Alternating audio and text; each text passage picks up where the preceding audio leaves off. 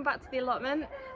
Today I've got a couple of jobs that I want to do. The first one, I need to go over and check my Brussels sprouts and my cabbages, because the other day when it was the sun was out, there was some butterflies that were just circling there, some white cabbage butterflies, and I saw them and they were circling and circling and circling around there. So I'm going to go over and I'm just going to double check everything over there and make sure that they didn't get in and lay any eggs.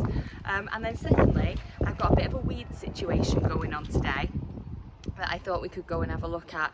There's two separate weeds, one that's an absolute nightmare and one that, do you know what, at the moment I don't actually mind so much. So let's go over and start at the brassicas and see what's happened. So this is a big problem that I've just come across and I'm not too sure what I'm going to do about it, to be honest. Look at this. I've only got 4 Brussels sprouts plants this year because of various things that went wrong every time I sowed sprouts, and I had really terrible germination rates as well. So these were my four babies really that I was relying on, and look at the state of this. Can you see them all these little black eggs all over them, and they've already got holes in the leaves, so obviously some have already hatched and had a munch. It's really bad. I don't know what to do, to be honest. I could try and clean them all out, but I'm never going to get them all. I don't know whether I should just take the plant out and try and save at least the one behind it. I'm annoyed really as well because I saw all of them white butterflies. They were all circling the other day and I thought this was safe, but on this side here I've got my rhubarb is growing out the corner because I haven't picked it this year because it's its first year. So I've tried, obviously this netting's been down, but it's been still poking out the corner there, and I thought it'd be okay. Obviously I was wrong. Now I'm not too sure what to do. So I've just looked it up, just been having a bit of a look about it online. Sorry, the rain's smashing me in the face here. And it looks like I'm in trouble really, I think. I don't really have a hose, I can't really hose it off, and I'm a bit worried about doing that anyway because surely the eggs are just going to go in the soil. I can try and get them all off individually, but I've just tried, and the leaves are just so delicate where they've laid their eggs all in the middle there. It's so delicate that I'm just breaking the leaves. I don't know what to do.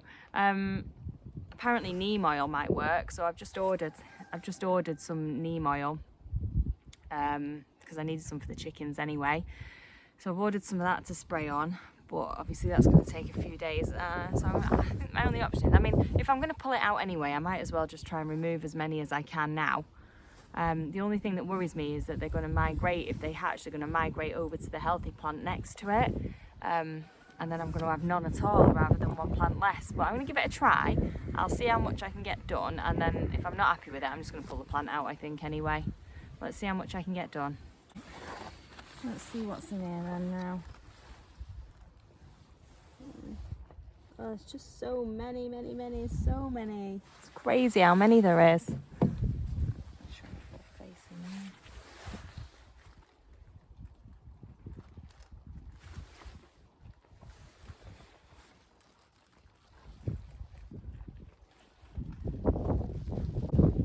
there. Just so many of them. There must be just about 100 of them in this small space here.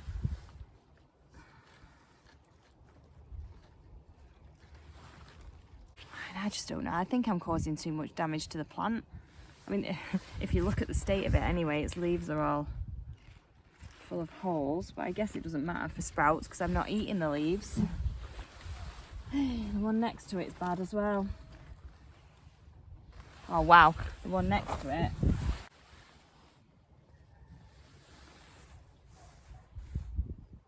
There's some. I'm probably already responsible for some of the damage. And there's probably about another 10 where they came from there. There's another one.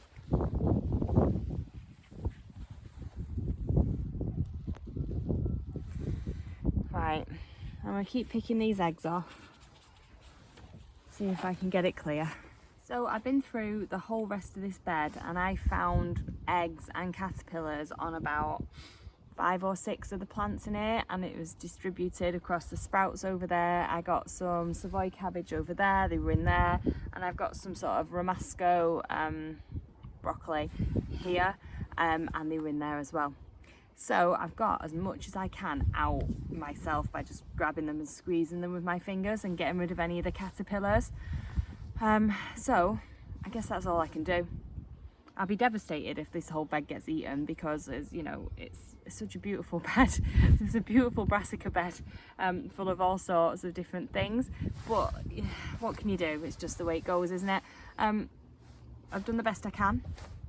Hopefully my neem oil will turn up in a few days, and I'll give it all the spray. But you know, caterpillar eggs, they hatch in a couple of days anyway, so if I've missed some, I will have missed some. There's not much I can do. I think what I'm going to do is I'm going to get the watering can, and I'm going to just water over the plants anyway that I've found them on, and see if that just washes any off. But in my mind, I'm pretty sure that they'll just grow in the soil anyway, and then just climb back on and they're ready. But who knows. But just before I go, just here, I've got some beetroot and some kohlrabi, so I thought, well, I'll just get those out of the bed as well, because they look quite nice. They're quite a okay size, and the leaves look really nice as well. So I thought, well, I might as well just get these out, because I really like to use these leaves. I chop them up and stir fry them with some butter and garlic, and they're really, really nice. And there's a kohlrabi here as well that doesn't actually look like it's had slug damage. So many of my kohlrabis this year have been eaten by slugs when I've pulled them out, but this one actually, it's a purple Vienna, actually looks really nice, looks really perfect. So I'll take that as well, because these leaves as well are really, really nice as well. So I tend to chop them all up as a stir fry mix. So I'll chop them both up together, use some, and then I'll keep some for another day as well. They last really, really well in the fridge as well. Once they've all been washed and cleaned up, then they last for ages. So that's one good thing that's come from today. I'm going to try and figure out how to cover this up, I think, now. Those in the corner there, they're a problem, and I don't know what I'm going to do about them really. I can't pull them out because that, you know, they need to be there so we can harvest from them next year. I'm not too sure what to do, because obviously those cabbage butterflies are just going to keep getting in. So I'm going to try and have to make it, squash them in, I guess, as much as possible, because it doesn't matter, I'm not harvesting them this year. So I'll have a go at that, see if I can get this bed covered back over. I'm going to double check for any more slugs. Also in this bed, I've just remembered that I've got some lettuce. Now these lettuce, they're a Webb's Wonderful, and they're a hearting lettuce. But you know what? I really don't like them. The main reason I don't like them is because the slugs hide in them, and they're just horrible to clean. Whenever I take one home, I just spend hours picking slugs out, and well, not hours, maybe a bit of an exaggeration, but I spend a long time picking slugs out of them and washing them. So I really don't like them. I much prefer the other type of lettuces that I've got that don't grow a heart, that just grow the leaves, and I just harvest the leaves as I go. I grew these really for my husband because he likes the crispy heart of the lettuce, but I don't think I'm ever going to grow these ones again. I really don't like them at all. Let's get the bed covered up.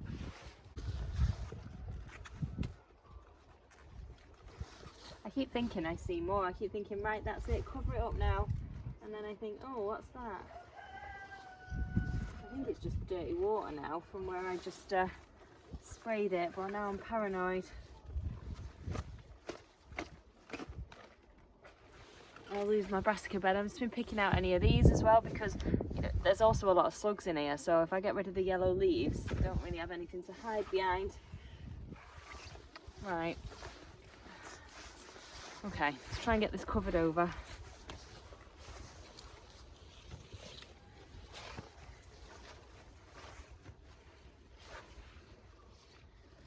The only thing that's really a problem is this rhubarb. It's just so big in the corners here. I just don't know what to do about it. Let's get the sides put down. So, the one thing this has taught me is that I need to plan better, because when you put all these things in, they all seem so small, and I always tend to overpack them as well.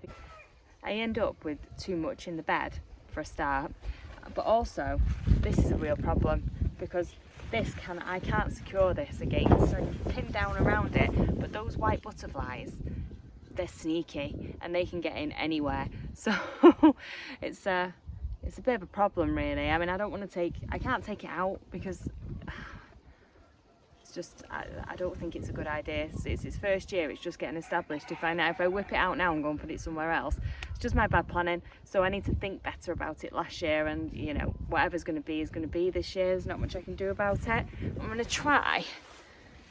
I mean, the only other thing I can do is stuff it back in. I pulled it out because it's just so flipping big. But obviously it leaves a gap here. But maybe if I just stuff it all back in, but then it was overcrowding the cabbage. Maybe stuffing it back in is going to be a better idea.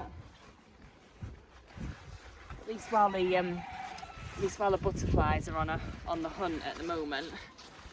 Just have to try and keep it to one corner, I suppose.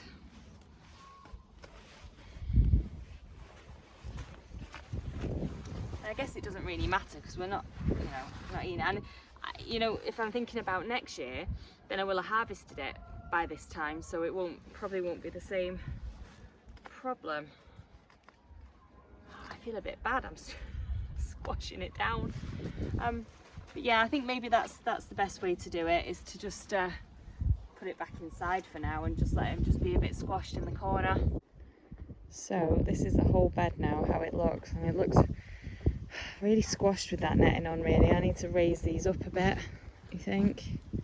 Here down the bottom corner, that's the rhubarb that I've squashed in down there.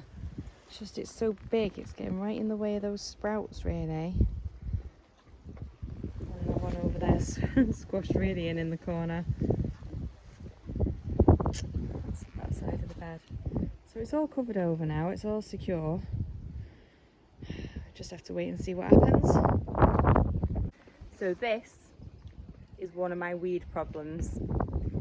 Japanese balm.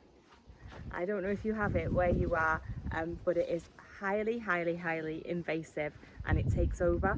Now it loves really wet and damp areas, and it just so happens to the back of this allotment there's a big river that runs along the back where it's absolutely full of it, and their seeds just end up absolutely everywhere. And every year I promise myself that I won't let it get this big, and I take care of it and I pull them up every year, and then all of a sudden I forget and it gets out of hand and it turns into this. But then there's another problem of that it's actually a really good pollinator attractor. The bees absolutely love it. So by having it in the allotment, it's attracting all the pollinators to it, but it ends up everywhere. I mean, I've got a bed just here and a bed just here, and they're full of it because the seeds, if you've ever popped the seeds, they go everywhere. So you just touch them and they explode everywhere. And my kids love to do it. It makes the whole situation worse because they never go away then because they're everywhere. But no matter how many times I tell them I find them, they're over it. It's just irresistible touching them and exploding them. The other part is that it's actually an edible plant, so the flowers are edible on it and the seeds are edible as well. So we do collect a lot of the seeds and we use them in food, and we also feed them to the chickens. The chickens love them too, and the kids just like coming along and munching on the flowers whenever they fancy a snack. So it's a hard one really, because it is a bit of a horror weed because it never goes away and it gets absolutely everywhere. On the other side, it's really good for attracting pollinators, and it's totally edible as well. So when it does get out of hand, there's not much I can do really. I mean, you think, oh gosh, look, she's got it all over her allotment here, but just a walk around these allotments and it is everywhere, and there's nothing that people can do about it. You see in the woods down the bottom, people have tried to pull them out before they've got the seed pods on them, but it's a losing battle, because for every 2 you pull out, another 6 come up twice as fast in its place. So sometimes I think you've got to maybe learn to live with it a little bit as well, which is what I'm doing. So this is half the amount as was here last year, because I've been making a massive effort to try and get it down. And I think the ones that are over my bed here, I'm going to try and get rid of as well, so that they don't get too many more of the seeds into the actual beds. But other than that, I think I'm just going to leave it. But let's go over here and have a look at a weed that I am actively allowing to live in my bed. So this bed here is my strawberry bed, and I've also got beans above the strawberries, just coming along really nicely now. In this bed there is lots of horsetail or mare's tail, whatever you want to call it. It's full of it. The bed's absolutely riddled with it, but I'm leaving it, especially at the moment, because even though the weather looks really bad today, and it's rained, it's kind of drizzly rain. It doesn't really do anything. Now this bed is really sandy soil. So what happens is it doesn't hold the water just runs right through it and it gets really dry. So I read a while ago that these are really great for pulling water up with them. So their roots go down, find the water and bring it up to the surface. So I've left it because I thought this bed, more than anything, when it's dry and particularly warm, it just dries out so quickly, and I don't have the water capacity to water it all the time. So this really works for me, and you know, everything looks really healthy. I barely water this bed. I probably watered it maybe once since the spring, and obviously it's rained as well since then. It's not just the horsetail doing that, but it does seem to be really helping and keeping everything really healthy in it. The strawberries are really healthy. I'm sure they taste nice if I got to have any before the slugs ate them, but they do come along really nicely and they grow really well, and my beans are just looking awesome on here at the minute. So yes, that's one weed that I'm keeping for now, as it's beneficial. I don't let it flower. I pull them out, and it's ridiculously fast growing. So I'll pull it out, and then a couple of days later it's back again. So yeah, I let it grow for a while, and then before it flowers I whip it out and then just let the next lot come through again, because if anybody's got it in their garden, you know it's like fighting a losing battle anyway. So you might as well make use of it, and particularly in weather like this where it's just not really either or, to at least keep the moisture around your plants and the rest of them. So there you go, that's why I'm keeping the horsetail. So I thought we'd just finish here on the table where I've been putting everything that I've been harvesting today when I've been here, and you know what? It's a really good haul really. I've got all my kohlrabi and my beetroot that I picked before. I've also got some really massive turnips that have been in the ground probably a bit too long, but I'll just deal with those and pop them in the freezer probably for the winter. Cabbage, a really nice cabbage, and also cauliflower. I had to get 3 heads of cauliflower out today because they're starting to bolt, which is annoying really, but the weather's been so hot that it doesn't surprise me at all. So I've got 3 heads of cauliflower to do, and a couple of lettuces, so that's not a bad haul really for today. I'm really impressed. So thank you for watching, and I will see you soon. Bye bye.